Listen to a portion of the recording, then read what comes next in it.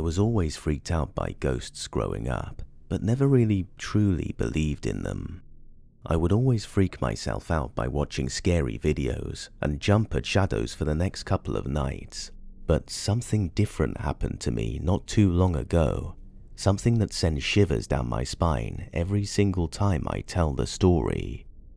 It all started in my sophomore year of high school. I had one of my buddies over for a sleepover, and after staying up till midnight playing games, we decided to go to bed. I was lucky enough to have an extra bed set up in my room that I had my friend Dave sleep in. We end up falling asleep after some time chit-chatting. Later in the night, I'm awoken to a blood-curdling scream coming from Dave across the room. He was sitting up in his bed, pale as a ghost. I asked him what happened and why he was screaming. He replied, nothing. I'm sorry, it must have just been a nightmare. I said, oh, okay, no problem I guess. And then we fell back asleep. Sometime later, I was sleeping in my bed, alone in my room this time around, when I suddenly woke up with a cold sweat and in severe panic. I just assumed I woke up from a nightmare that I didn't remember. To preface this, I usually would sleep in my bed facing the wall because I never wanted to look out into the abyss of my room and become horrified by mere shadows. So when I woke up that night, I rolled over and checked my phone. The time was 4 a.m. When I set my phone down, I saw something that made me freeze in terror. I was staring eye to eye with a young boy, mouth agape, eyes blacker than the depths of the sea. He was wearing old-timey clothes, a white collar buttoned up with suspenders. His hair was a neat, jet-black bowl cut. I have never been so horrified in my life, I couldn't move.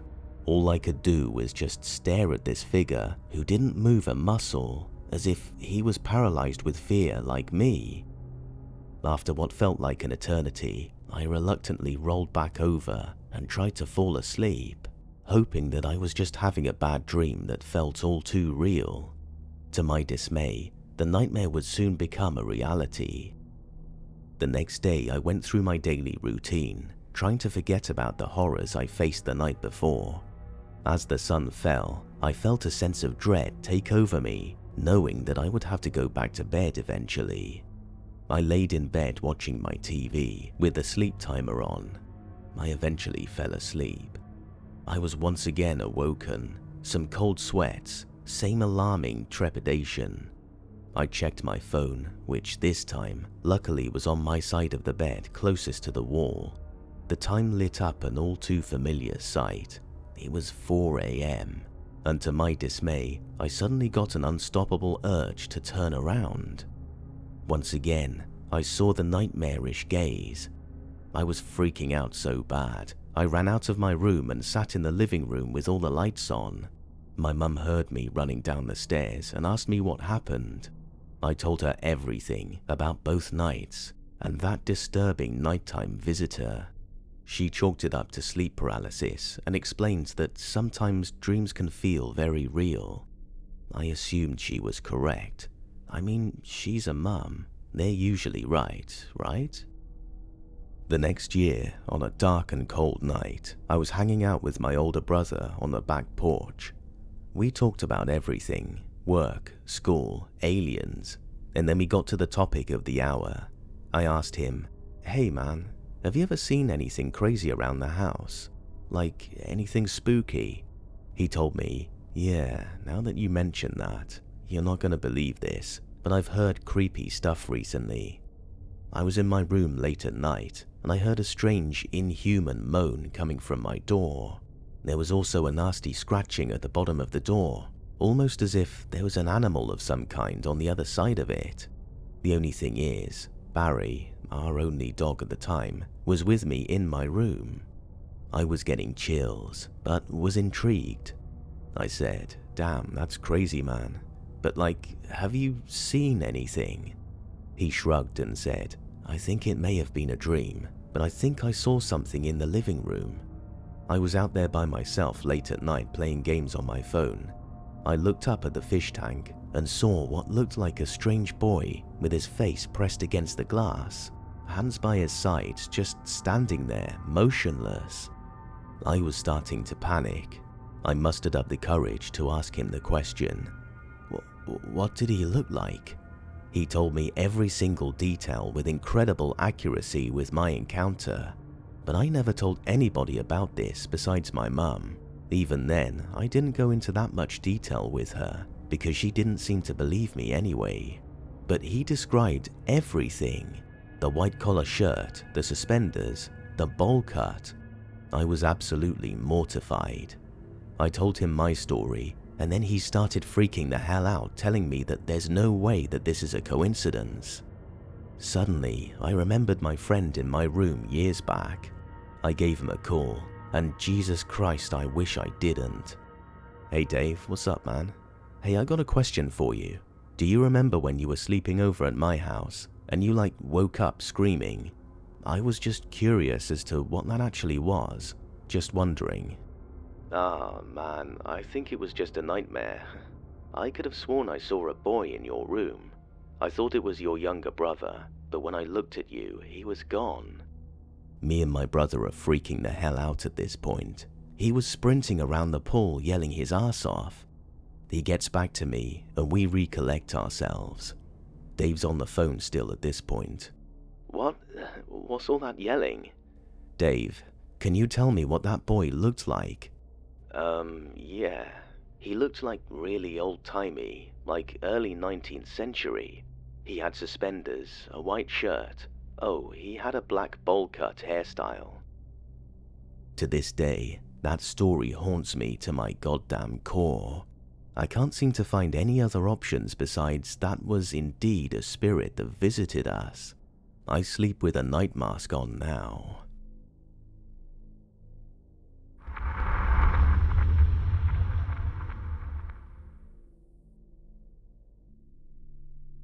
In my house, we have a family rule not to mess with mirrors. Honestly, it's a ton of weird, elaborate rules about mirrors and reflective surfaces like windows, metal, etc. For instance, we have a rule that mirrors can't face doors, doorways, windows, although I seem to be the only person still abiding that rule, as when I started to move back in, my mother has moved a mirror vanity directly parallel to a window. We also have rules about not doing mirror games. You know the kind, Bloody Mary, the tunnel game, etc. My mother was adamant that if we did, I'd be in deep trouble. This incident happened roughly 17 years ago when I was 10. It was one of the few sleepovers I had as a kid that had more than one kid come over. This time it was my scouting troop, and we were doing all sorts of typical sleepover stuff. Truth or dare, never have I ever. We tried stiff as a feather. We were just having fun. It was an interesting time, and I wasn't used to this kind of stuff. But the fun was had, and as the night grew on, one of us suggested playing Bloody Mary. Now, Mama didn't raise no bitch, so when it was brought up, even though I knew the house rules, I couldn't resist looking cool. So I gave in, and we decided on the hall bathroom to make our game. Our hall bathroom had a long counter mirror that stretched from one end of the counter to the next. This mirror has since been shattered by a plumber who was being a macho man. Shattered it because he wouldn't wait for help. It was a pretty cool mirror, and it matched the mirror at the end of the hall, so it was a bummer when it got broken. Since this incident, it was replaced by two ornate oval mirrors. These don't seem to have much in the way of actively being spooky as compared to the other numerous mirrors in the house. So we eagerly gathered in the hallway. I should mention that my mother and grandparents had already retired to their rooms, and my mother at the time was on a sleep apnea machine, as was my grandfather, so Mum and grandparents couldn't hear us. I was first in because I was trying to keep that cool, unspookable attitude. I knew my house was haunted. I knew some really heavy stuff was happening, but I couldn't help but try. So the usual happens. I go in, lock the door, turn off the lights, say it 3 times, flip on the light, and look in the mirror. Nothing, not a single thing. Honestly, I was pretty relieved, but now I had a situation where I could mess with the others. None of them know that I didn't see anything. so why don't I just spook them? I go about the bathroom like nothing had happened. I go to the bathroom, chill on the toilet, and think about how cool I'm gonna look, and wait until the others get nervous. A bunch of them were calling for me, worried about me. I get up and wash my hands, and after I was finished, pleased with myself, I looked in the mirror. There was something crawling out of my shower. Not ring or grudge crawling. This was some spooky bitch on her hands and knees, crawling out of the shower. It was something with the head and torso of a woman, attached to the body of a spider. I've had nightmares about her since. Her hair was long and black, but not stringy or wet. It was full-bodied and heavy, laying down her back and over the beginning of her spider torso. Her skin was sickly grey-brown, and her eyes were pitch black with the yellowest sclera. Her mouth was open in a snarl, and it looked like she had rows of sharp, thin teeth. Her spider half was black, fuzzy and large, about the size of an average adult on its own, and she was crawling right towards me. I screamed, and I have never had the most shrill, awful screams since I was really little. The neighbors called my mum to make sure my family was okay scream. Panicked, I rushed to the door, and I couldn't get it to unlock. I couldn't get the lock to move at all. I could hear it tapping towards me. It seemed to lumber with its huge frame. I kept crying and screaming, but the door wouldn't budge. Then the thing grabbed my hand. I can still remember the cold, clammy feel of its hand and the way it made my blood run ice cold. And then, that's when the door lock worked again. I suddenly felt a huge wave of relief as I swung the door open. I burst out telling the others to run. Of course, they didn't need to be convinced. Their friend was running and crying and screaming, and they were a bunch of kids. But we didn't get far before my mother yelled, and we all froze. One of the kids had stayed back to see what the hell was going on. A more level-headed kid who thought I was BSing. When I blubbered out what I'd seen, I was told by my mother, who investigated, and the kid who hung back, that there was nothing behind me when I ran out. To this day, that's still the single most frightening situation I've been in.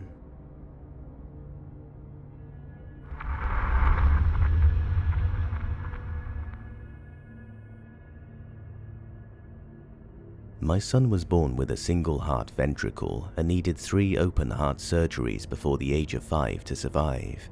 After my son's 3rd heart surgery, he developed an extremely rare complication that could only be resolved with a heart transplant. We lived in the hospital for almost 3 months while he was on the transplant list. I can honestly say those were the worst 3 months of my life, seeing my son suffer and not knowing if he'd be okay. It was absolute torture. During the course of waiting, the complication was unexpectedly resolved and he no longer needed the heart transplant. Believe me when I say that it was nothing short of a miracle. No one could have predicted that he wouldn't need it. Every doctor we spoke to at 2 different hospitals insisted that the only resolution to his complication would be the transplant. They were incredibly shocked when the complication was resolved without it.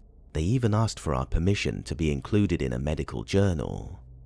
Fast forward a couple of months after we finally came home, I was going through some boxes that had my husband's old family pictures in it, including some pictures of my son's grandfather, my father-in-law. My father-in-law died 16 years before my son was born, so my son had never met him. We didn't have any pictures of him in our house at the time either. At some point, my son sat next to me at the kitchen table to see what I was doing.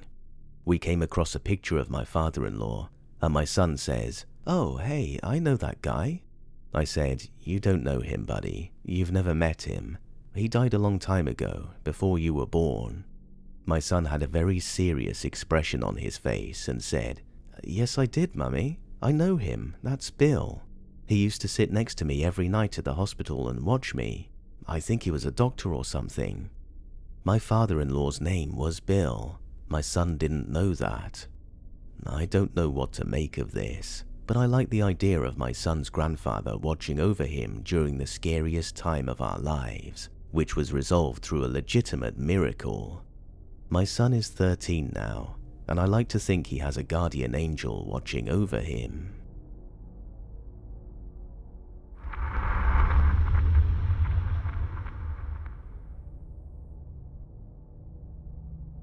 I had an experience with a door that was jammed shut and couldn't be opened, fly open with such a force that the doorknob left a hole in the drywall.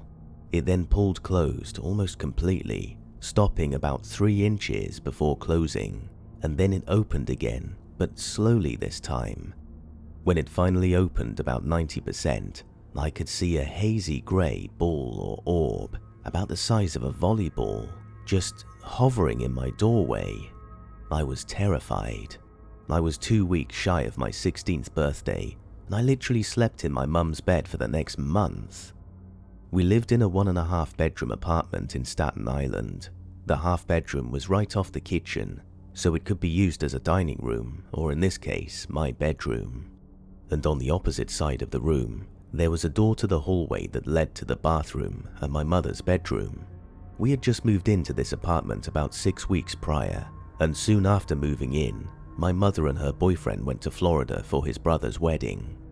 I begged to stay home alone, and because I was always independent and trustworthy, my mother obliged. Of course, I threw a party that lasted 5 days. The cops were called a few times, so I had to call and let my mother know because the neighbors were pissed. The building superintendent was pissed, and I felt like I best warn her before she returned home. Plus, there was some damage done to the apartment, and the door that led from my bedroom to the hallway got jammed and could not be opened. My mother was furious. She literally gave me the silent treatment for a week and a half. On the night in question, my mum was a bit inebriated. She was sloppy drunk and was getting on my last nerve. She finally went to bed, so I went into my bedroom and did the same. My bed was against the far wall, facing the jammed door. I had just laid down when I heard a light knock on that broken door. So I raised up on my elbow, and I remember yelling something like, "What?" or "Mum, go to bed." And that's when the door flew open. The doorknob hits the wall. The door pulls almost all the way closed, and then opens very slowly. I just stared at the glowing grey ball because I couldn't believe what I was seeing. Then I thought, holy crap, I'm gonna have to run past this thing.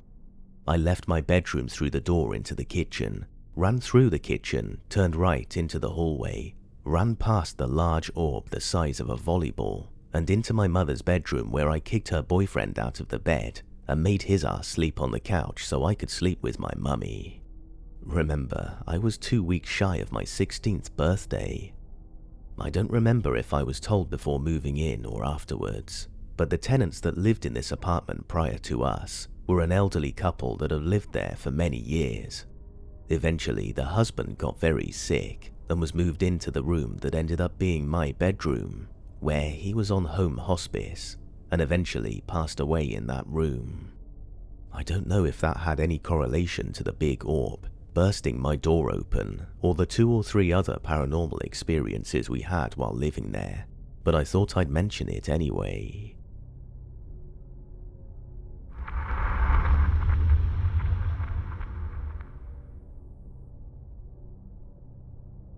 I'll give you a little backstory. I'm 27 now, but from the age of 20 to 25, I worked in a very old nursing home that used to be a farm and slaughterhouse in the 1800s, and it's in the middle of nowhere. I worked night shifts with my best friend and flatmate. There was one night where we were short-staffed, so there was only me and my friend, we were healthcare assistants, and one nurse. It's a 38-bedroom home at full capacity. There's an old side and a new side. The old side's been there since the 1800s, and the new side since 2008. The nurse is doing a sleep-in shift, so is asleep on the new side of the building. At 2:45 AM, we start doing our rounds, checking the residents. Me and my friends never leave each other's side. We're both terrified of the old side of the building. It just has a dark energy and heaviness, like someone is sat on your back. We start on the ground floor, working our way bottom end of the corridor to top. Before going up the stairs, we leave empty cups on the top of the corridor by the lift, 6 cups. We make our way up the stairs starting from room 11A round to 18. Room 11A is basically room 13, but the owner refused to have the number 13. We leave room 15 until last, as we can go down the back stairs into the kitchen next to that room. We go in to check a resident, offer fluid, fill out paperwork. I'm standing by the bedside, my friend sat in the chair. I check the time, 3:33 a.m. We both look at each other and make a silly ghostly sound. I will never mock again. I feel cold breath in my ear and a dark growl. I freeze, my friend turning pale as she sees the room get very dark around me. We both calmly exit the room. We take the back stairs down into the kitchen, right out the kitchen door into the smoking area to process what the hell just happened, neither of us knowing what to say. We had heard noises and stories from others, but laughed at it. We go back in to collect the cups by the lift. I shouted my friend to come and see what I'm seeing. 6 cups we left, there was now 4.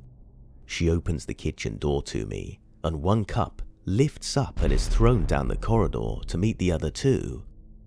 I must tell you now, no residents on that floor were mobile, and only staff can access through the doors. We are the only staff there. The nurse is still asleep on the other side of the building. We walk down the corridor, collect the cups, and go back into the kitchen, put the cups in the sink, and there's a flickering shadow, like a moth around a light bulb. There is no moth in sight, no windows open. We went back to the sitting lounge, where we waited for what felt like days for the morning.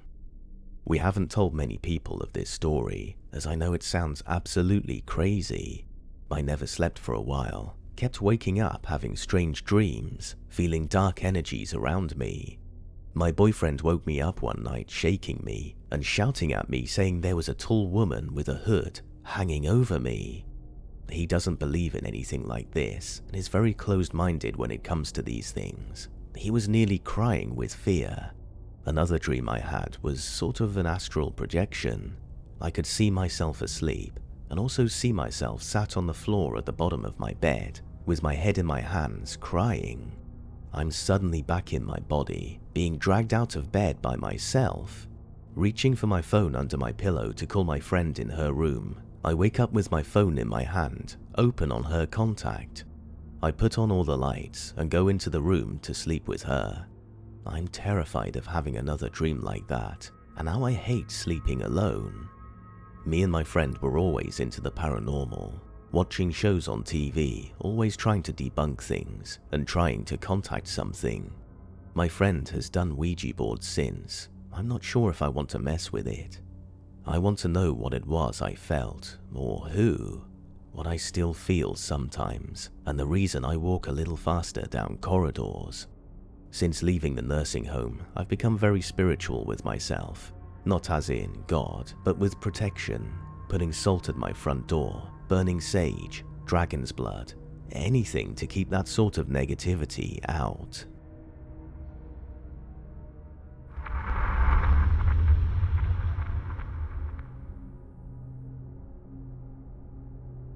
I have a doll that I bought at an antique shop, and I'm not sure what to do with it. I'm not a doll person, but I saw this doll, Japanese I think, set up high in the corner of a shelf, priced at $1, and bought it along with a 3-piece vanity mirror. I don't know exactly why I got the doll, but I felt sorry for her or something. Like, her hair was poorly glued on and only halfway attached. She was covered in dust. She had a kind-looking face. I felt bad that she was priced so low. I brought her home and cleaned her up a bit, and put her on a shelf in our bedroom with a couple of Japanese carvings from my grandpa.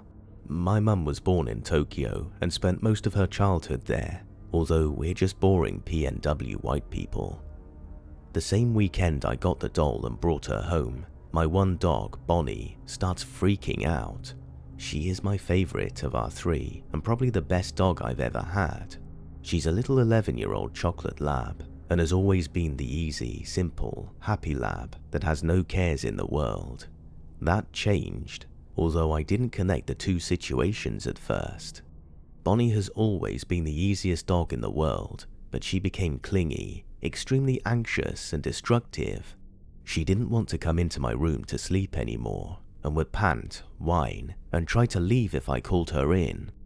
One day I left and came right back because I forgot something, and I heard her barking like her life depended on it, and turned out she was standing and barking at my closed bedroom door. I also started having some worsening problems. I've had issues with insomnia, and I'm pretty well versed on it, but it became worse than I ever thought possible. I started having night terrors, and one in particular is what brought me here. I had the doll on my shelf for about a week, and was questioning whether I wanted to keep her, and also whether I wanted to keep the antique mirror kept in my room, the one that I bought at the same time I put on my dresser. That same night, I dreamt I couldn't move, and there was a presence that wasn't letting me speak or move. Well, during this nightmare, the freaking mirror shattered and woke me up. It was in the middle of the night and made an enormous mess, but at least I woke up. I moved a bunch of stuff, including the doll, to a storage closet we have, but we're always under some kind of home renovation, so there was no door, just a curtain. Bonnie didn't waste much time. She tried to dig her way into the closet, which was where I stashed the doll. She has never in her life done anything like this. Bonnie has become easily stressed and doesn't want to be in the house without us. I tried putting her in her crate, and she cracked a tooth trying to escape. She always liked the crate as a youngster, but stopped needing it and we needed the space. We began taking her everywhere with us in our car, even though it's pretty cold out, and she prefers to come with rather than being home without us. The weird thing to me is that the other dogs don't care about the doll at all. I want to get rid of the doll, but I don't think just throwing her away is the right approach. Maybe some kind of burial. I just don't want to make things worse, but I'm not sure what to do next. I could give the doll away, but what if it really is haunted or something? I don't want anyone else to be negatively affected. I was thinking of going back to the store and leaving her where I got her, but is that a good idea? This is all new to me, apart from watching the occasional scary movie. Mostly, to be honest, I really want my dog to get better. My parents took her for a few days, and all she's done is sleep like crazy. I don't think she was sleeping at all at home. I just want her back to her sweet, happy self. Update. First of all, I'm taking the doll back to the store today. It's an hour away, and has the shortest opening hours I've ever seen in my life. I haven't decided whether to just put her back on the high shelf, or tell the people working there.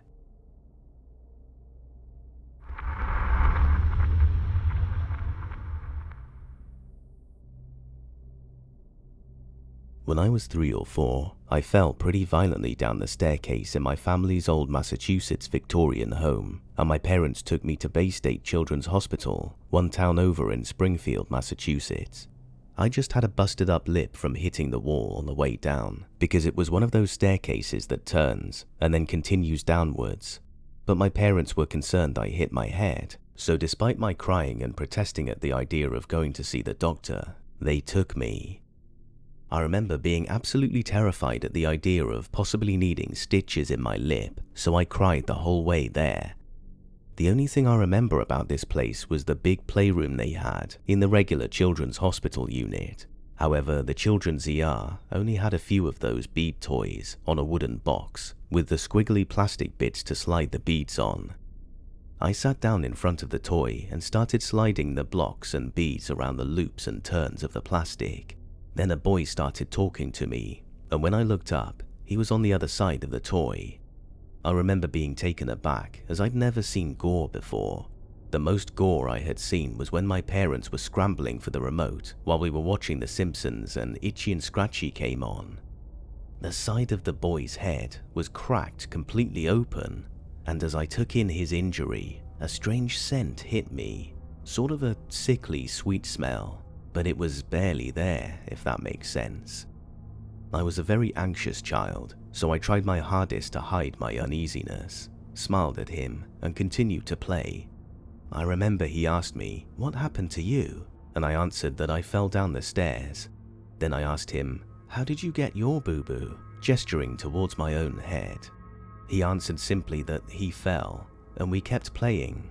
At the time, I thought he was a boy I knew from school, as he looked slightly familiar, minus the cracked open head, so I felt comfortable with him after a few minutes. We chatted about how we were both afraid of being at the doctor's and of being hurt from whatever the treatment would be. That's pretty much the end of the memory. I got medicine on my lip, and they checked my head to make sure it wasn't hit during my fall. Then, a month or so later, there was a fire drill at my school. We were all lined up in the parking lot, and I spotted the kid who I thought was the one in the ER. But to my surprise, his head was perfectly intact, not even stitches or a scar. His hair growth was also completely uninterrupted, and I knew the doctors would have shaved down the hair to treat the wound. In that moment, I basically just shrugged it off as my mistake. It wasn't that kid.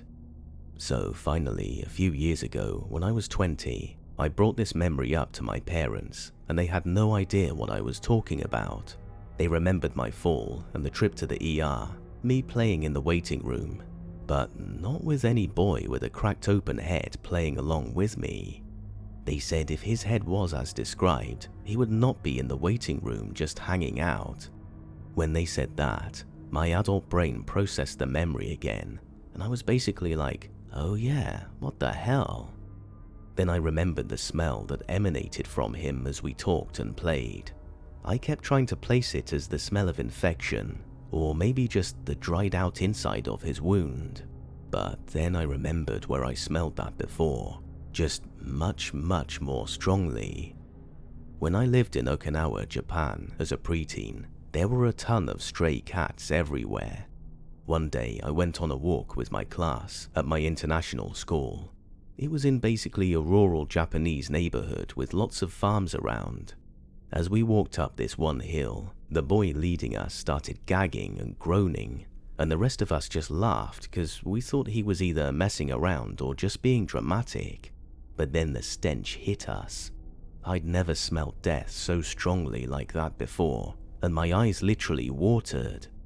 We hesitantly made our way up to the top of the hill in search of the source of the odor.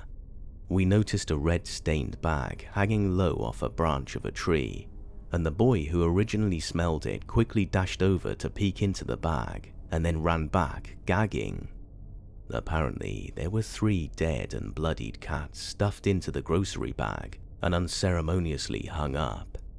It was through the memory of that smell that I identified what the scent of the boy in the ER was. It was the tangy, sweet, rotting smell of putrefying flesh, just like watered down so it was almost unnoticeable.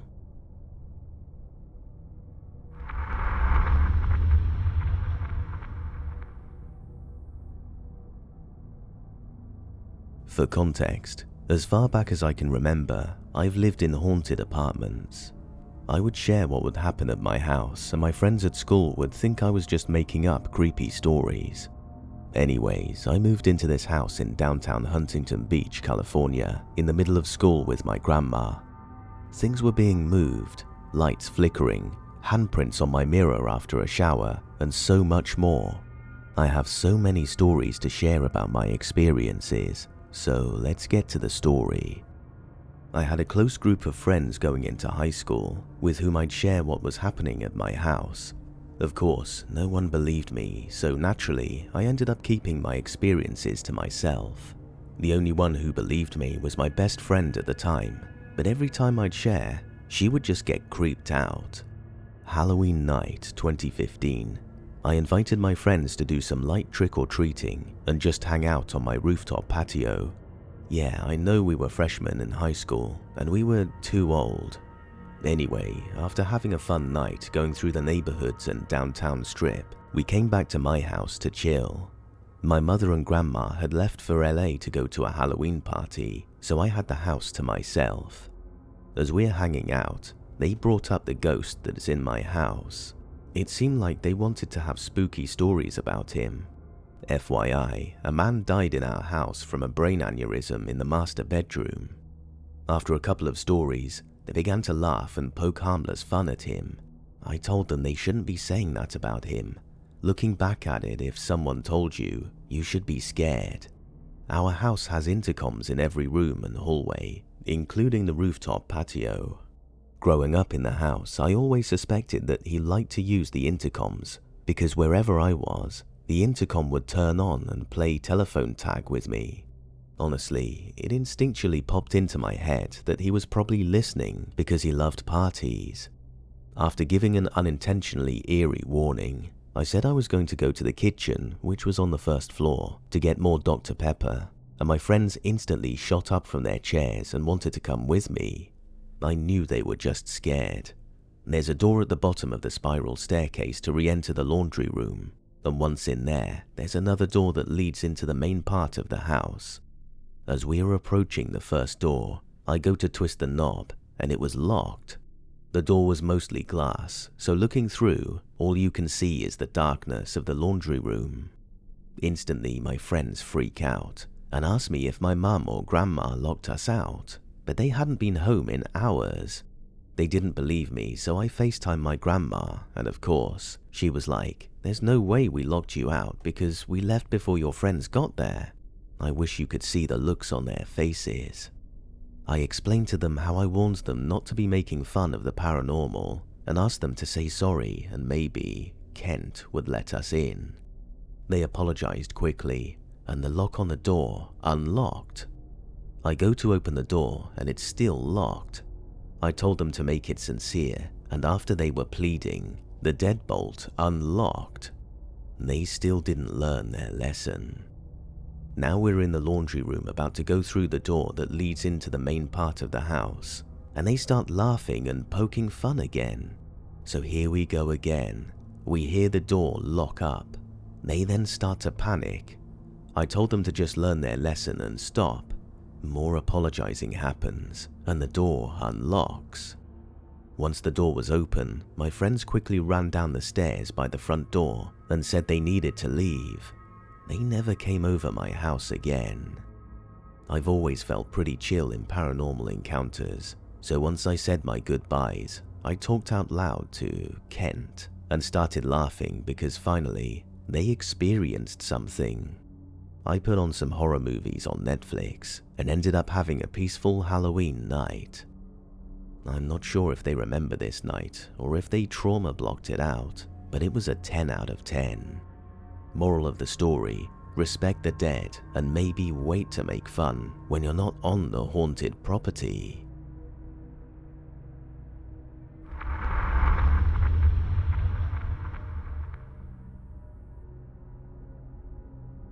About 15 years ago, my old high school group decided we were going to attempt to contact my friend Ben's biological dad that had recently died before he got to know him.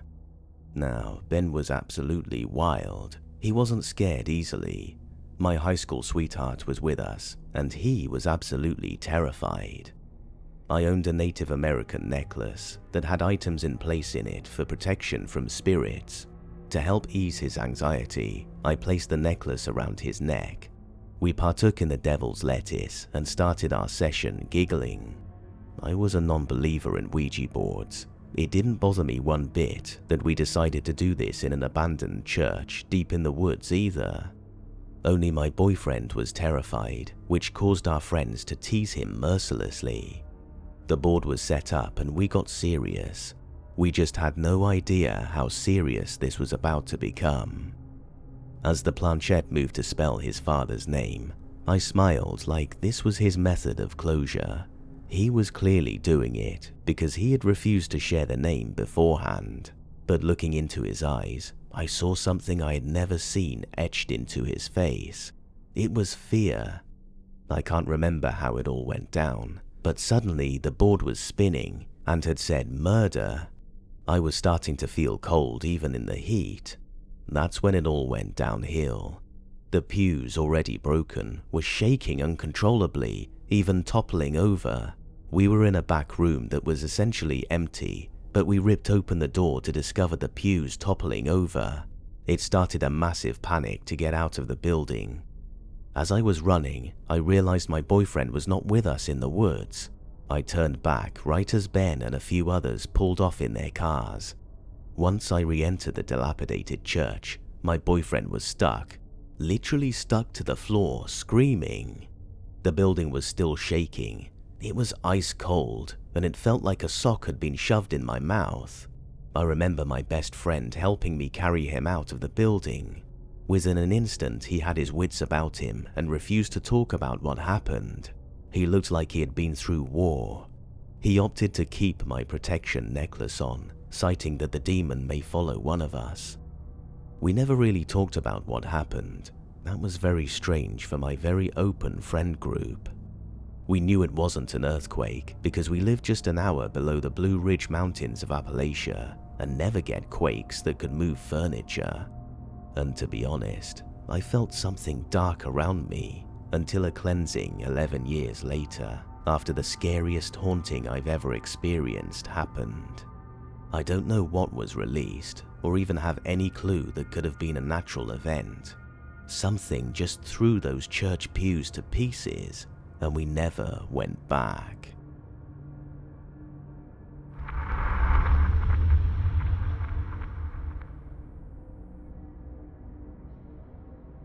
To start out, you need a little backstory to show how I got into this situation. When I got out of high school around 2003, finding a job was difficult, so I took whatever horrible jobs I could to get by. When I found a job cleaning fire and water damage full-time, I was excited to have steady income and start saving, but this quickly turned into a nightmare that I had to endure for almost 2 years. The company I worked for put me on my first job, which was a water damage claim where the basement flooded with sewage. So after a few days of work, we finished and it was on to the next job.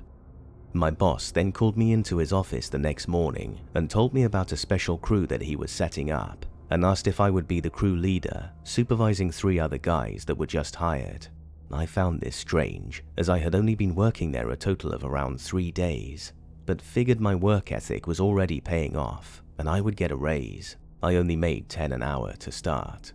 Not only did I not get the raise, but I got no training in the new position other than a work van and cleaning material, and the phone numbers for the 3 guys that were also hired to do the fire and water damage cleanup. The boss told me what tools were best to use and what cleaning products to use to sanitize, along with where everything was located in the van, with hazmat suits and respirators. But he was vague about what kind of things I would clean up. He just said the situations were always different, and I would get detailed instructions on each job. He called my position CSC Crew Leader.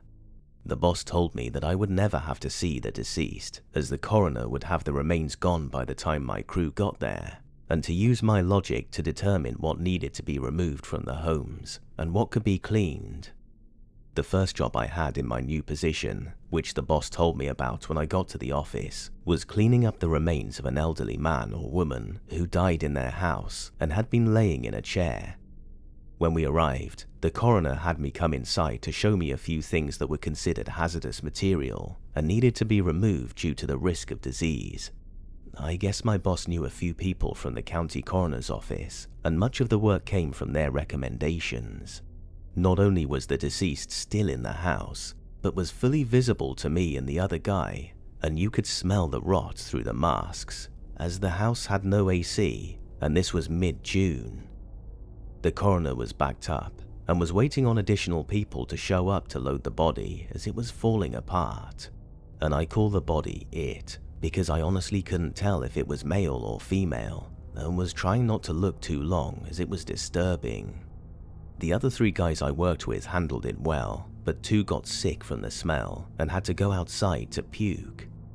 We all waited outside after the coroner showed us the chair. The fluids had leaked into the carpet and the basement, where the fluids went through the subfloor and puddled on some boxes in the basement. The coroner's support arrived and took the deceased out, and me and the crew started working. After about 5 minutes, weird things started to happen. The first of which was when I began to disassemble the chair. I had removed the back off the chair and was putting it into the special hazmat bags that I was given, and the base started to rock when I was about 10 feet away, putting the bag with the back of the chair by the front door. No one else was in the same room, as the other guys were in the basement dealing with moving boxes. I brushed it off and took apart the base of the chair as much as I could, and when I got into the bag, I got a chill at my back and then began feeling sick. I just figured it was the shock of what I was cleaning hitting me and pushed on, even though the chill was strange, as I was very hot in a full hazmat suit. Next was removing the carpet and assessing the floor to see if it would be able to be cleaned or if I had to remove a section of the floor. So I called the boss to ask him, and he told me to pour the special cleaner on the area to soak into the floorboards, and it would be fine. So I got it out of the truck where he said it was and brought it inside. When I got inside, all 3 of the guys in the basement were scrambling to get out, tripping over each other, and all of them ran outside. When I asked them what was up, all 3 said there was someone in the cluttered basement, and they assumed it was a homeless person or junkie. Detroit has many issues with these kinds of things. I listened at one of the open windows to the basement. It's kind of the first thing we did when we started working. Open any windows possible, prop the doors open, so maybe someone got inside then, or possibly before we got there and was hiding. After listening a few minutes and hearing nothing, me and another of the workers went inside, armed with a mag light and a piece of metal fence post, and searched the basement. Nothing was down there but footprints of the shoe covers we used, but when we started up the stairs, we heard a horrible hacking cough from somewhere in the basement. When we looked for it, there was nothing, but the corner of the basement had a bunch of dust stirred up, like someone was moving things very recently. That weirded us both out. We called the guys back in and they got back to the boxes, but all of them kept feeling like they were being touched while throwing away material from the boxes that got fluids on them. I went back to my upstairs job, but found that the cleaner I put next to the floorboards was gone, and I started getting frustrated as it was the only jug I had of this cleaner, and I clearly remember it being next to the area before the guys ran up the stairs, and my attention was redirected. I began to take out trash, figuring I would find it eventually, or the basement guys took it for the floor, and I found it on its side, behind the bag that had the back of the chair. This is important. There were like 6 other bags in front of this one near the front door, and this was a gallon bottle of cleaner. Again, I got a chill, but this was one brought on by what sounded like a whisper that I could not make out the words to. I cleaned the floorboards and moved out trash. Job complete. That night, each member of my crew had a dream about an older man telling us that we're not welcome in his home, touching his belongings, and we need to leave. In my dream, I was alone in his house. The old man cried and told me I was destroying his things and he couldn't replace anything. He was trying to push me out of his house, but it was like I was ignoring him. Even when he would push me and scream at me, no reaction from me. He then threw my cleaner into the garbage pile I had made by the front door, exactly where I found it. 2 of the 3 guys in the crew told me their dreams about the old man pushing them as they went through the boxes of ruined pictures and other old stuff that needed to be thrown out due to the risk of disease from his fluids. They also said that it was like they had no control and were on autopilot. They said they were so sad but couldn't do anything. The thing that got me about the dreams of the other 2 guys was they both said the man was getting so upset that he began violently coughing, and that the man kept grabbing their arms when they would touch boxes or throw things into the trash. Neither of the guys were in the house when me and the other guy heard the coughing from the basement.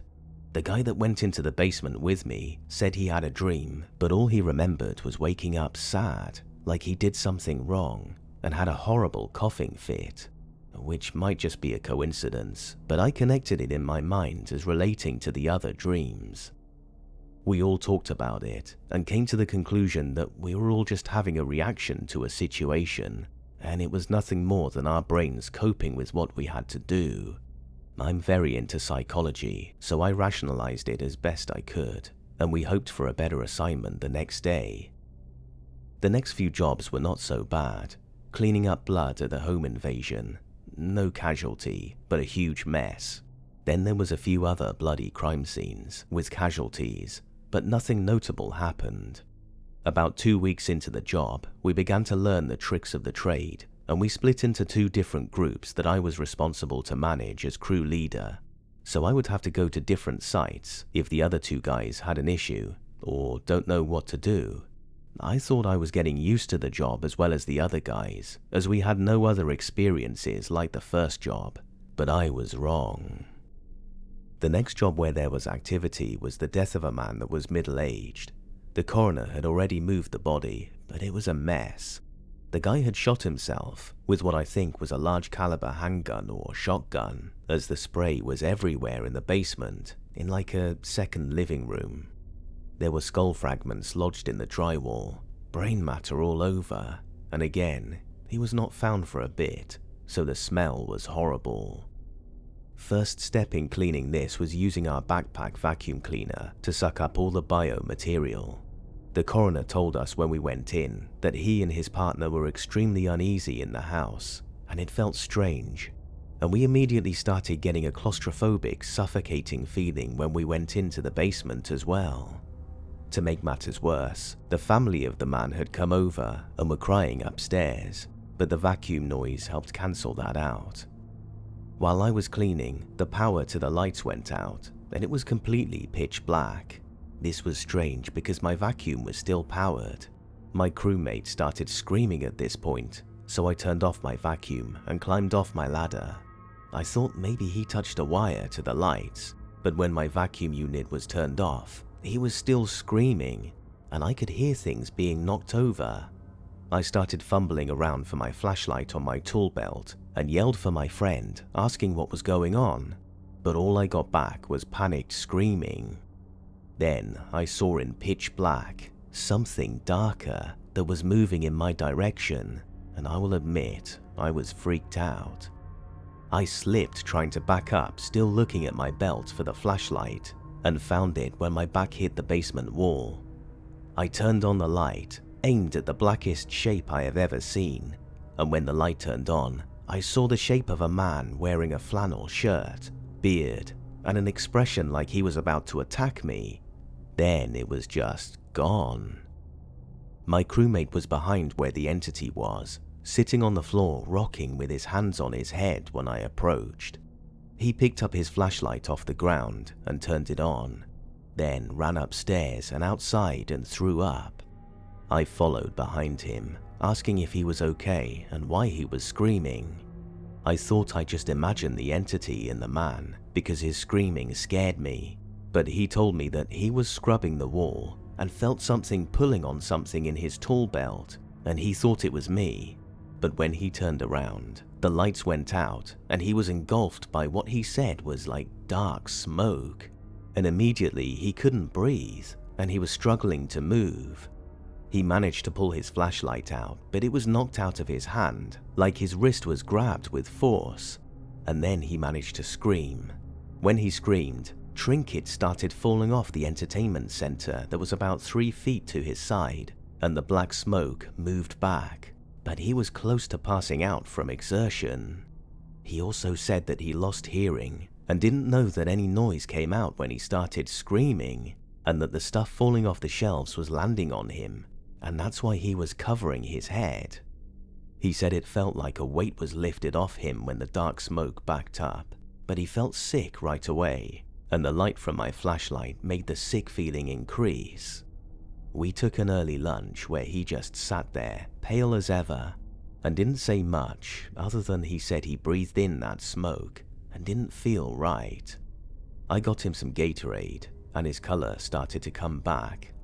I never told him I saw a man when I turned my light on, because we still needed to finish, and I didn't want to put that in his head since he never mentioned seeing it. When we went back, the lights in the basement were on again. Half of the things that fell from the shelves were back on the entertainment center, and the TV was on baseball. There was also a different smell in the room, similar to burnt hair.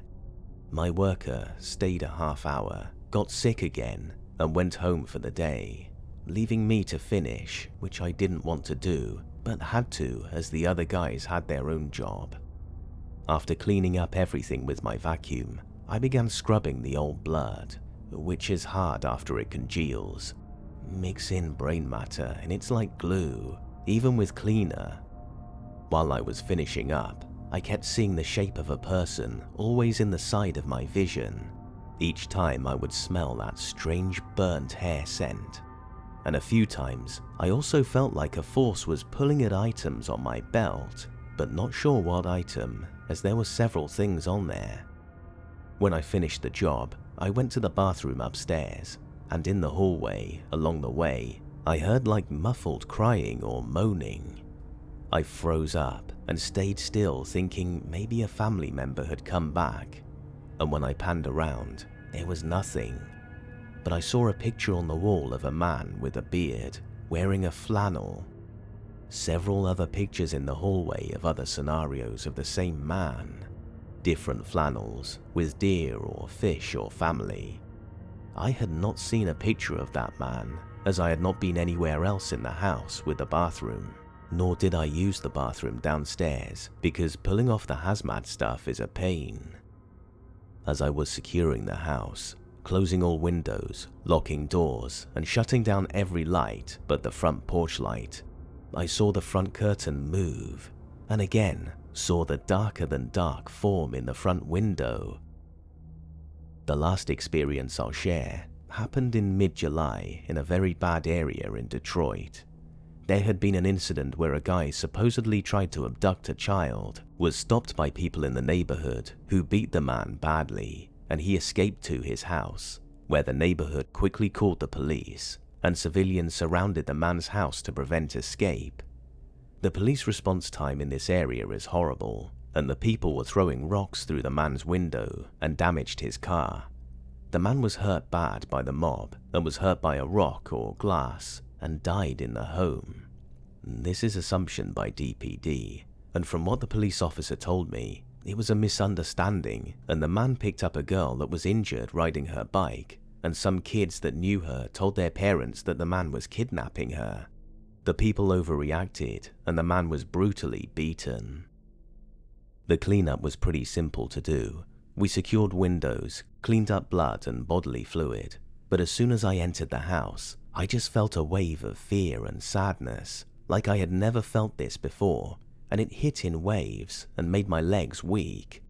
My working buddy who was there showed up late and didn't get the story from the cop like I did, but experienced the same feelings I had.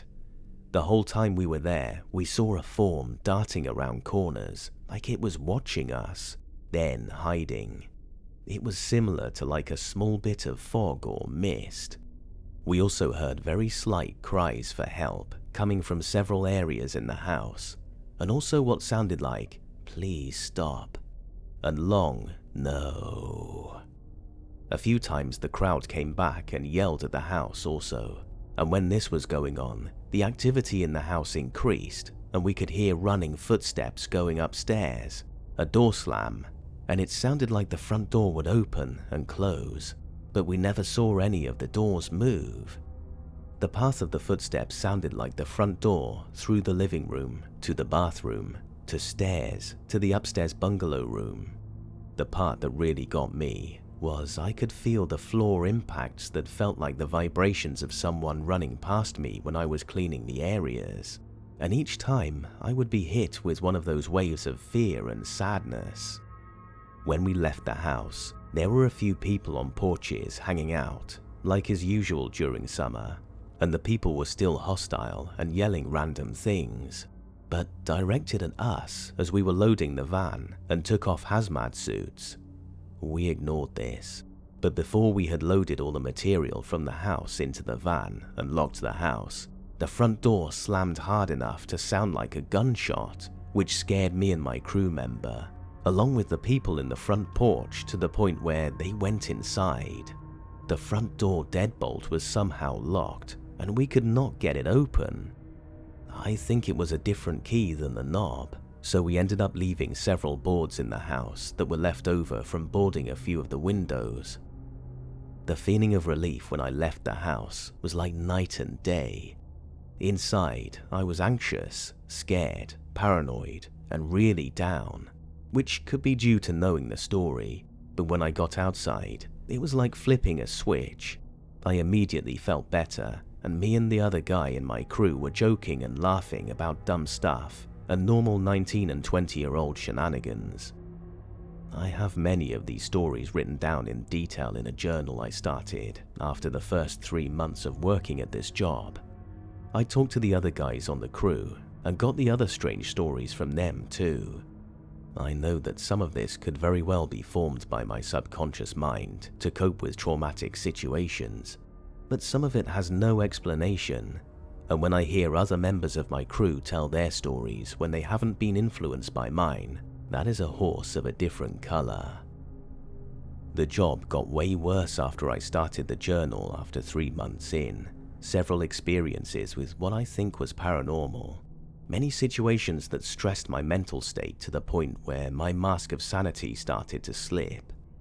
In the end, I worked at this place for almost 2 years, and of my crew, all died. 2 from suicides, 1 from drug overdose that could have been intentional, but we will never know. I just know that when these 3 guys, my age, around 19 and 20, started this job, we were normal, well-adjusted guys with no cares in the world other than girls, parties, and working. I watched each one of them slowly drain their joys and passion for life, and I know this sounds bad, but each one that died was considerate enough to die in a clean way. Mostly so another person wouldn't have to see all the horrible things that we all saw so often.